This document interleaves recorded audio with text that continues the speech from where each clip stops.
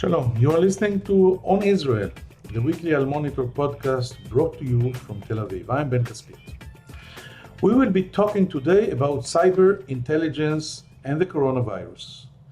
Some 2,000 cybersecurity experts, industry leaders, investors, academics, and diplomats took part in recent days in Cyber Week, an annual international conference held by Tel Aviv University's Cyber Research Center and the government's National Cyber Directorate. For the first time in almost a decade, the event was held online this year and included lectures and workshops by some 90 top-tier cybersecurity experts from and around the world.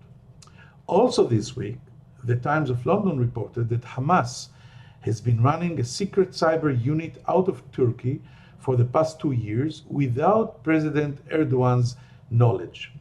According to this report, the unit is supposed to conduct cyber warfare against the Palestinian Authority in Ramallah, against the embassies of Saudi Arabia and Emirates, and also to try and identify Hamas members who collaborate with the enemy. Israel is believed to be one of the world's top 5 cyber powers in terms of its sophistication and reach. Our guest today could be described as Mr. Israel Cyber, but that is only one of the numerous hats he wears. Reserve General Itzhak Ben Israel is a scientist, an intelligence expert, and former head of Israel's Defense Research and Development Directorate. He took part in the planning of Operation Opera, the 1981 Israel Air Force raid that destroyed Iraq's nuclear reactor. He chaired the National Council of Civilian Research and Development and has served since 2005 as chair of Israel's space agency. In 2011, Prime Minister Benjamin Netanyahu appointed him to develop Israel's cybersecurity policy, an initiative that evolved into the state's National Cyber Directorate. He is a 2-time winner of the Israel Defense Prize and he served on the board of research, science, and cyber institutions around the world. We will speak with him about Cyber Week, about cyber threats, about possible cooperation on cyber issues with the Gulf states that have just signed normalization agreements with Israel, and also about the reported Hamas cyber warfare. Finally, we will ask him a question or two about the coronavirus based on his extensive analysis of the spread of the disease and his recommendations on containing it. General Professor Itzhak Ben Israel will be with us right after this short commercial break. If you're listening to this podcast, you obviously care about the Middle East, and if you do, you should probably be reading Al Monitor. Al Monitor is a global newsroom headquartered in Washington, D.C., with a network of over 160 contributors around the world. Al Monitor offers first-class reporting and analysis from a range of perspectives and an approach that represents the highest journalistic standards, as well as an award-winning commitment to press freedom and independence. If you haven't done so already, visit us at almonitor.com, check out our articles, and sign up for our free newsletters. There's a lot to choose from, including the Week in Review, an essay that offers unusual insights and forecasts into the region based upon Al Monitor's outstanding reporting. And if you haven't done so, please subscribe to our Al Monitor podcast on your favorite podcast platform, on Israel with Ben Caspit, and on the Middle East with me, Andrew Parasolidi.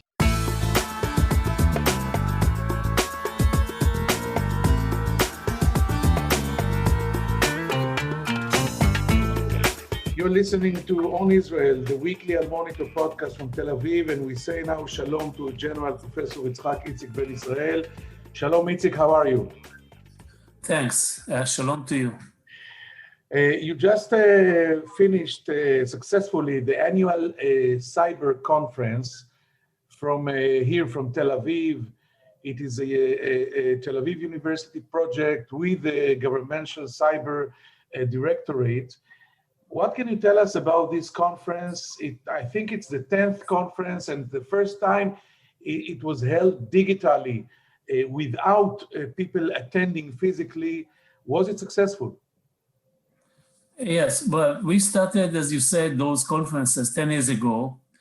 before we established the National Cyber Directorate.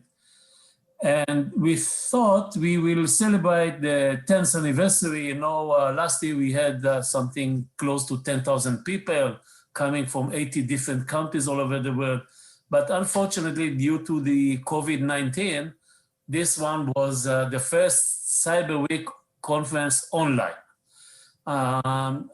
It's not as big and as noisy as the physical one. We had only 2,000 participants, but even if I compare it to other online conferences, still I think we could see it as a big success. More than 90 different experts from all over the world spoke about all the aspects of so-called cyber technology, and the people attended those lectures, and we had also, personal meetings, business-to-business meetings, etc. Relative to online conferences, it's still considered to be a very successful one. Is it true to say or to define Israel as a cyber superpower? Where this came from? How can you define the Israeli unique abilities in this field? Well, as you know, Israel is not the first country in the world that started using cyber technology. As a matter of fact, there were not many, but something around almost 10 countries in the world that started using cyber technology 10 years ago. 40 years ago, in the 80s, the beginning of the 80s, because at the beginning of the 80s, people started storing information in computerized media, not in physical files. And more than this, in the beginning of the 80s, telephones hubs were slowly converted from mechanical hubs to computer servers. Therefore, intelligence services, and I emphasize the word intelligence or defense services, in order to fulfill their main task, that is getting information on the other side, had no other option in the 80s, beginning of the 80s, but to find a way to hack into computers and to take the information stored there. And Israel was one of them, and we were not the first. What we were the first to do is to take the whole issue, and this happened only in 2010, take it and make it a legitimate subject for civilian various fields of our life, for science, research, economy, including defense. We were not the first one to invent cyber technology, but the first one maybe to take it out of the closet in a way. And this we did in 2010, after the famous attack on the Iranian centrifuges, on the Iranian uranium enrichment centrifuges. Because of this attack, the attack attracted the imagination of the whole global media. And suddenly, in one day, the word cyber, that until that time was known only to very few experts, usually behind the walls of secrecy of defense and intelligence, suddenly the word cyber became one of the most spoken words in the world, and everyone started speaking about cyber, which increased a lot the number of attacks worldwide. And then I was called by the Prime Minister, this was 2010, and he asked me what the Israeli government should do in order to meet the coming threat, the next wave, the expected next wave of cyber attacks against Israel. This is how we started, and we decided on the spot that we will not treat it as a pure technology that is thinking only about technological solutions to cyber threats. but we will make it a kind of overall occupation for the whole society, and that is for industry, for academy, for government, you name it. That's how it started. And many times in high tech, when you start something, then you create for yourself a kind of advantage that until the rest, close this gap, you are already one step ahead, and therefore you create an advantage that may sustain for many years. That's why Israel is considered to be one of the top countries in the world. And it's not only subjectively, I mean, there are certain numbers, I'll give you a few. If you take, for example, the overall the global market for defensive cyber technology. If you take the global market and you ask yourself, how much of it, what is the share of Israel in this? How much the Israeli export of cyber defensive technologies? How much it is in relative terms from the overall global market? It's close to 10%.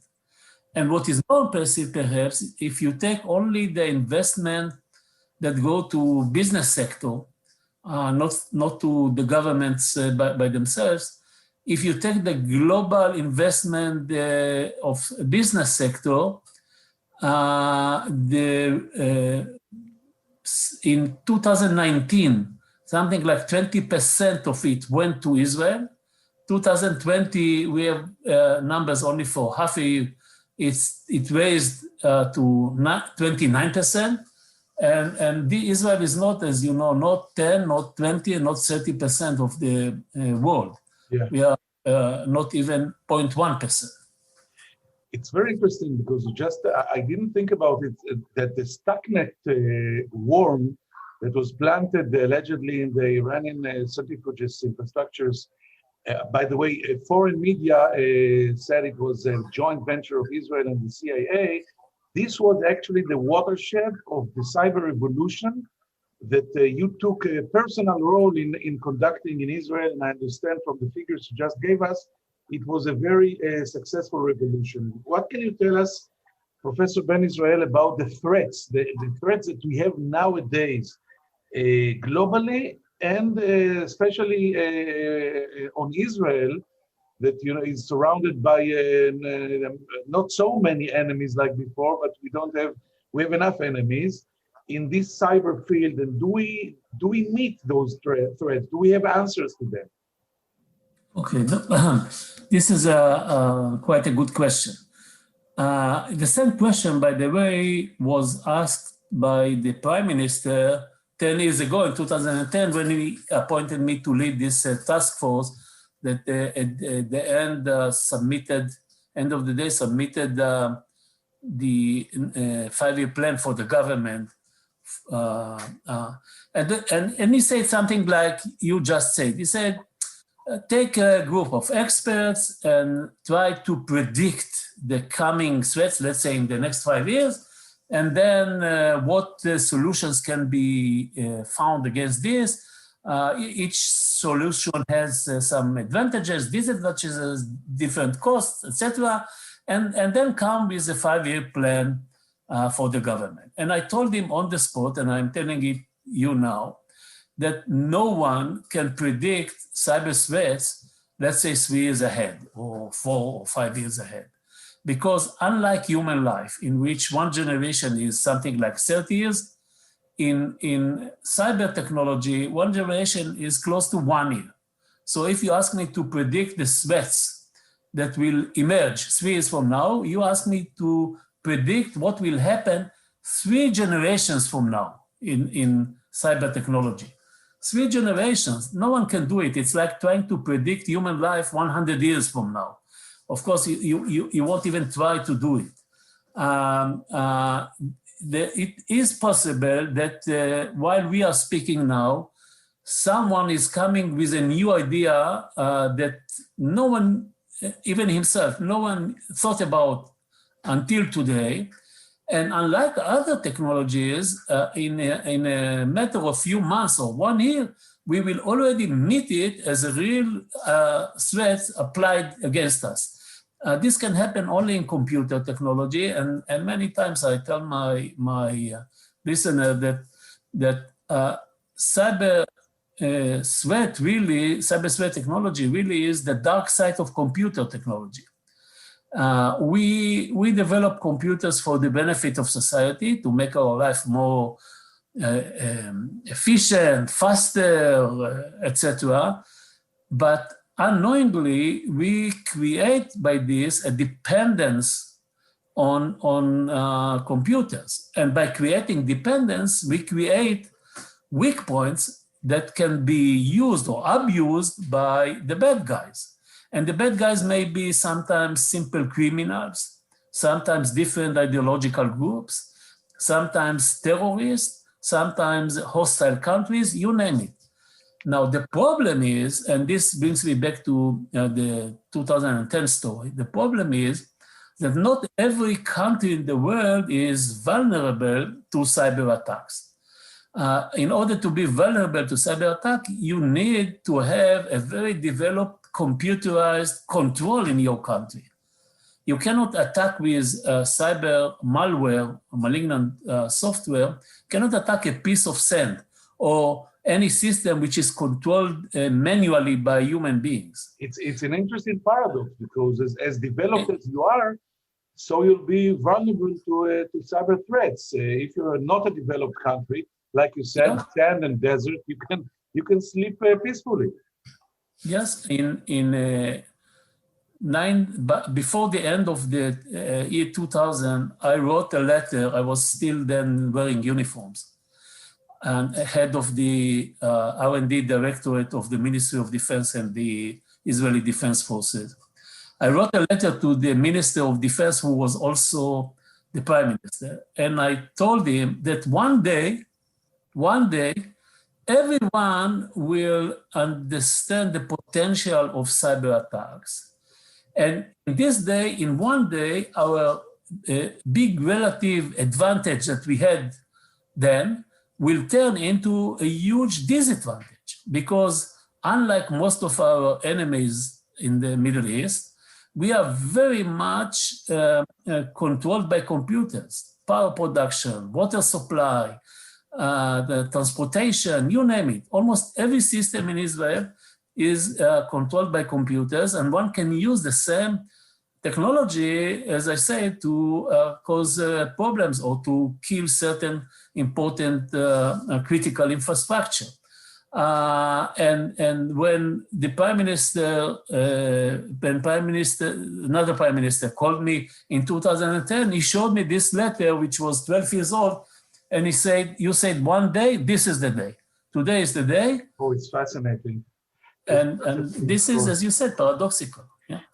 I still want to let you tell me something about the conference. I understood you had held something called the Global Cyber Cabinet, and also I learned that you had a representative from the United Arab Emirates, Dr. Mohammed Al-Kuwaiti.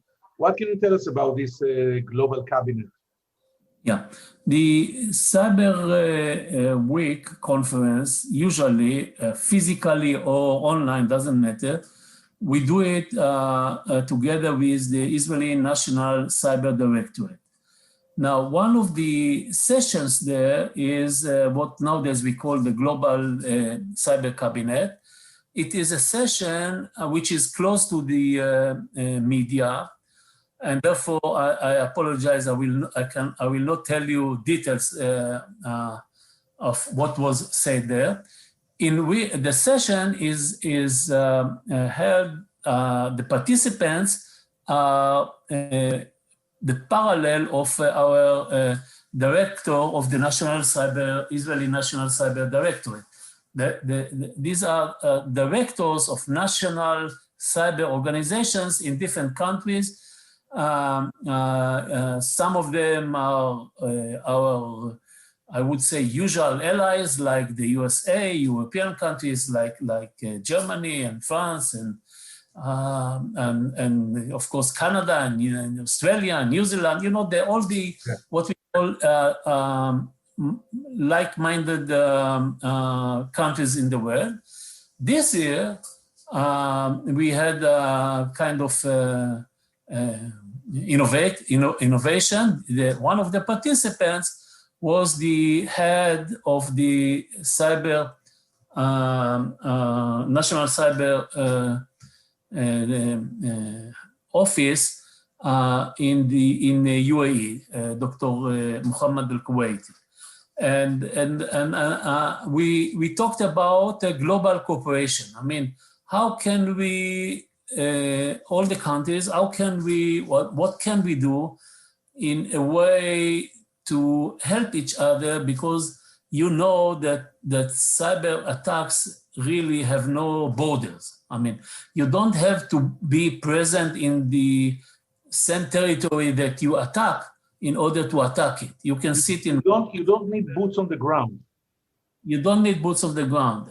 You sit in one point on the globe and you send your malware, your viruses through the network all over the world, and at the end you reach your target. You don't need to be physically close to the target. And this means, among other things, that we have somehow, all the like-minded countries in the world cooperate and share information and do something to help each other. Otherwise, we will all suffer from it. And this I can tell you, this was the topic of the conversation, but unfortunately, I cannot reveal more details. Next time I'll ask harder questions. Professor Ben Israel, I think last question about cyber.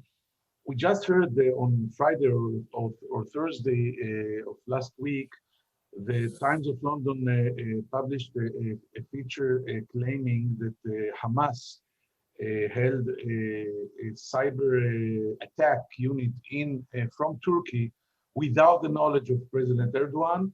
They was allegedly targeting Saudi targets or a Palestinian Ramallah targets, or even trying to get traitors among themselves. And I want to mention as well that we had a few cyber fights with Iran in the last year. They tried to hurt our water infrastructures here, and according to foreign media, we crippled the biggest port, military seaport, Bandar Abbas in Iran. Do you think that we still enjoy a qualitative edge and advantage on our enemies? Yeah, well, let me say a few different things about what you just said. First of all, as I said before, cyber attacks have no border.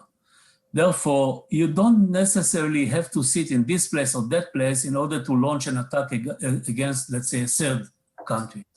And therefore, if this cell of the Hamas worked from Turkey, or it may be a different country, it doesn't matter so much as long as they don't cooperate with the government, of course. This is a different story.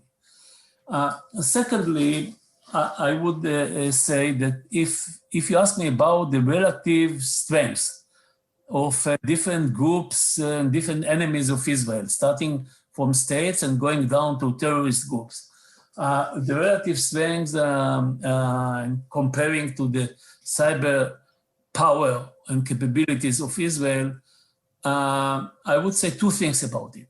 First, it's usually the power, it is believed, and I believe it too, that the cyber power of Israel is much bigger, much stronger than our enemies. If you take the first top 5 leading countries in the world, usually you ask experts, they will tell you that the top 5 are not necessarily by this order. The USA, Russia, UK, China, and Israel. And then if you ask who are in the second class, you get another 10 countries like France and others. If you ask who are in the third class, only then third or fourth class, you find countries like Iran or Hamas organizations, etc., big organizations. So in these terms, we are much stronger. On the other hand, you don't need, cyber attacks are very tailored to sensitive targets. And Israel is one of the most attacked countries in the world. I mean, every minute that we are now speaking, there are hundreds of attacks against computer-controlled system in Israel. Some of them sometimes reach also the media, like the one a few months ago that you mentioned, the attack against a water supply in Israel, and the alleged counterattack at the port in Iran. But let me say something very important. We are now more than 10 years in active cyber warfare between us and and the different groups that don't like us.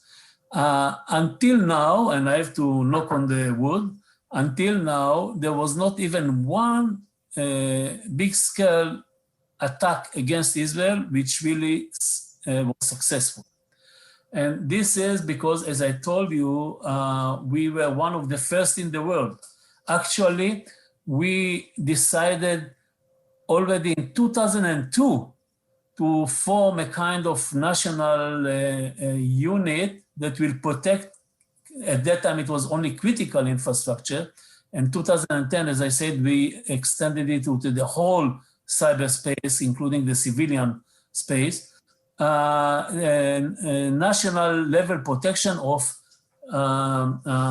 against the cyber attacks, and until now we all the big attacks that you read about every day in the media, they all in a way jump over our head. Of course, it's not because no one would like to attack us or because we are lucky, but because we started many years ago, building the right measures to meet those threats. I want still to ask you another one last question. We are out of time, but I cannot finish this podcast without talking about AI, artificial intelligence. Yeah. You told me in a previous conversation, this is the really next generation of the whole cyber industry. Can you say something about it? Yes, we were among the first countries in the world to use machine learning and artificial intelligence algorithms to protect our networks from cyber attacks. This was introduced more than 5 years ago because we wanted to lessen the interference of in the privacy of our citizens. The classical way of detecting malware in the network was to catch a certain series of bits, to decode the bits, go to the level of content, and then if it is an innocent email between two persons, you can disregard it. If it carries malware, then you have to do something. But by doing it, you hurt the privacy of your own citizens.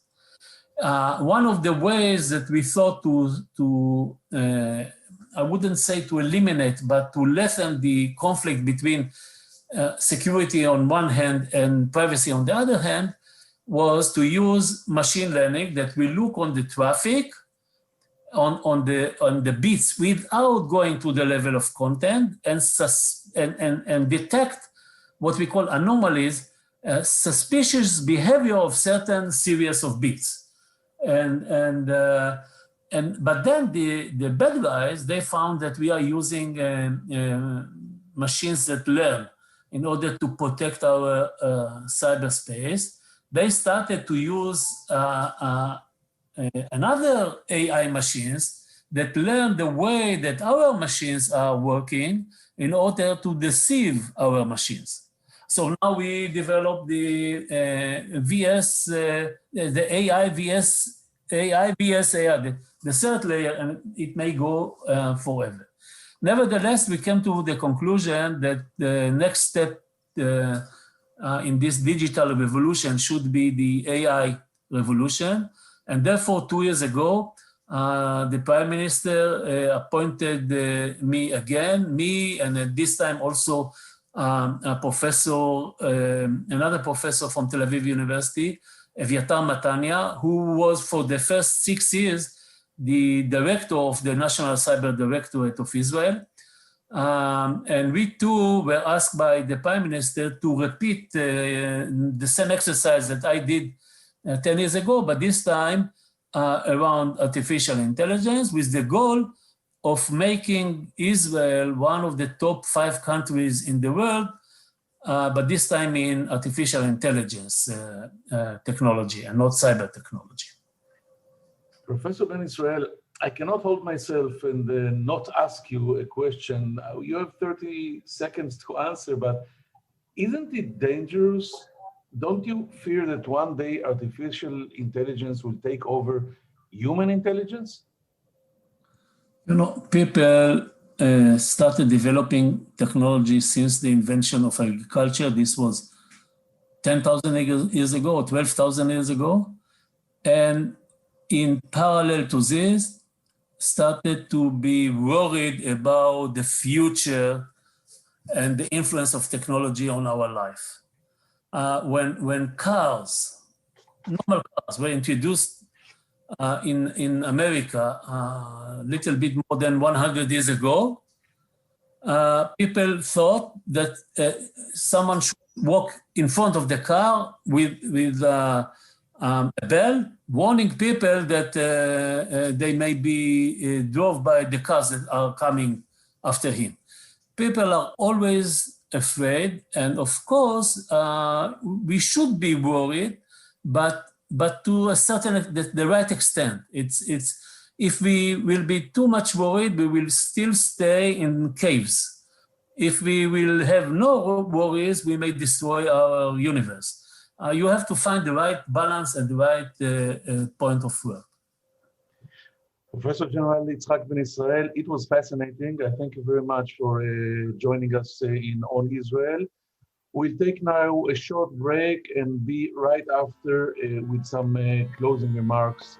Toda Rabba. Thanks, Professor Ben Israel. Thank you.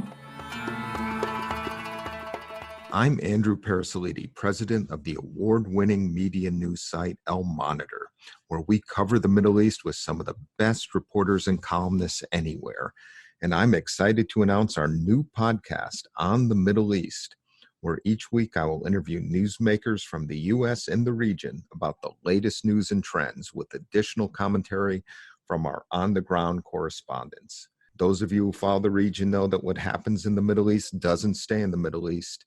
And to cite another great movie line, every time the U.S. tries to get out, the region pulls us back. Your time is valuable, so let me promise you this.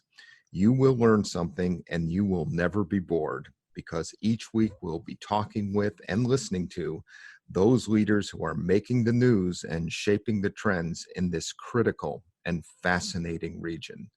So please subscribe to On the Middle East with me, Andrew Parasolidi.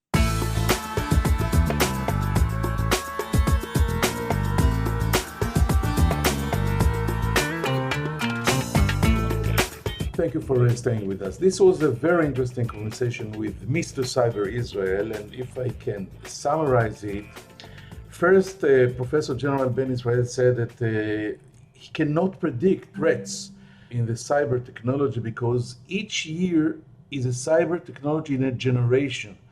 3 years from now is 3 generations, and it's just impossible to predict any threats.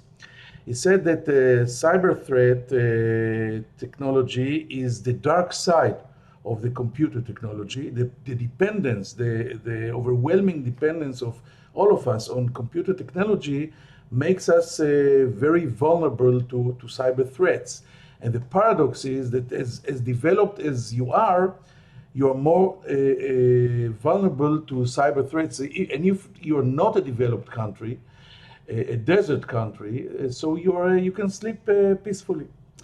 Professor Ben Israel stated that Israel's cyber power is much stronger than its enemies. He included Israel in the top 5 group of cyber superpowers: United States, Russia, UK, China, and Israel. The closest enemy of Israel will be on the 3rd level, the 3rd class of these groups. And he said also that Israel is one of the most cyber attacked states in the world. Every minute Israel is attacked by a cyber guy from here or there. And but he knocked on wood and said in the last 10 years there was no cyber warfare or attack against Israel that was successful. It means that Israel did not suffer any losses in this field, and we all hope it will stay so. And we also hope that you enjoyed this conversation. We will see you here next time, next Monday in On Israel, in Al Monitor. I'm Ben Caspit. Take care.